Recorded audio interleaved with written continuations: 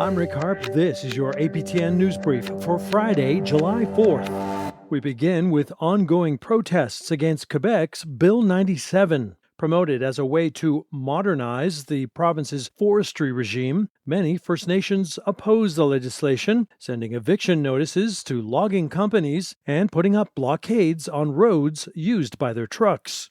Meanwhile, Montreal has seen multiple protests, some organized by Inuk activist Emily Fleming Dubuc. Now she's planning another in Quebec's capital later this month. A response to Quebec's forestry minister inviting First Nations to co-author the bill, Dubuc says it should be just First Nations making laws. On organise une manifestation le 19 juillet.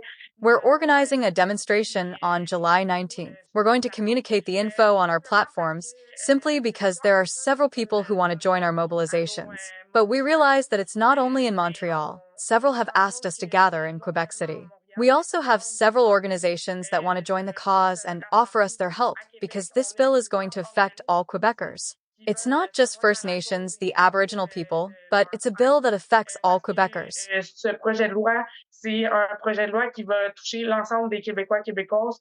C'est pas seulement les Premières Nations, les Autochtones, mais c'est ça, c'est un projet de loi qui touche l'ensemble des Québécois et Québécoises. To the northern part of that province now, where there are concerns rabies could spread to wildlife in Nunavik. This after a caribou in neighboring Nunavut tested positive in early April. Said to be rare by officials there, no further outbreak has been reported since.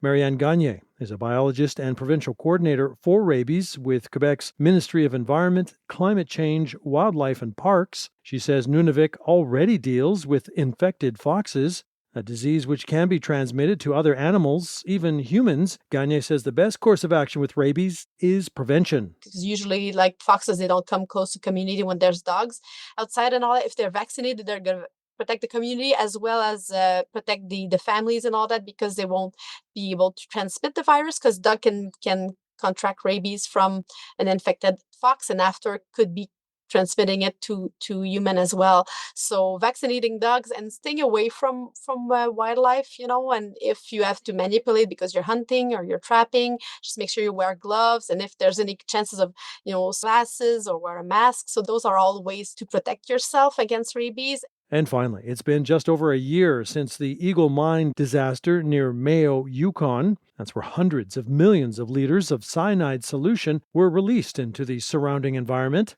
Originally owned by Victoria Gold, the mine was placed into court-ordered receivership last year and is now up for sale. Now a new report has shone a light on what caused the incident. Sarah Connors reports. According to an independent review board tasked with looking into the incident, multiple factors led to last year's Eagle Gold mine disaster. In a report released Wednesday, the board found an area of the mine's heap leach facility had too steep of a slope and a history of poor drainage. That, in combination with what the report calls adverse conditions and events, such as inadequate management of the mine's ore quality, triggered the failure. The review board also found Victoria Gold and its third-party contractors had a hand in the incident through their actions or inactions. We can't trust the land anymore like we've been taught to. At the heart of the disaster is the First Nation of Nacho-Nayakdun, whose traditional territory the mine is on. Chief Donna Hope isn't surprised by the report's findings. The heap was compromised by recklessness and lack safety culture at all stages, and that's how the catastrophic landslide was the result. She also feels the report only scratches the surface of the failure and that the territorial government needs to hold a public inquiry to better understand what went wrong. We need accountability. We need to know the role Yukon government in permitting or failing to prevent increasingly dangerous conditions at mine sites like that. The report provides recommendations to prevent future incidents, such as changes to industry practices in the regulatory process. Mines Minister John Stryker says the government is reviewing the report's findings and will determine the appropriate next steps for a public inquiry.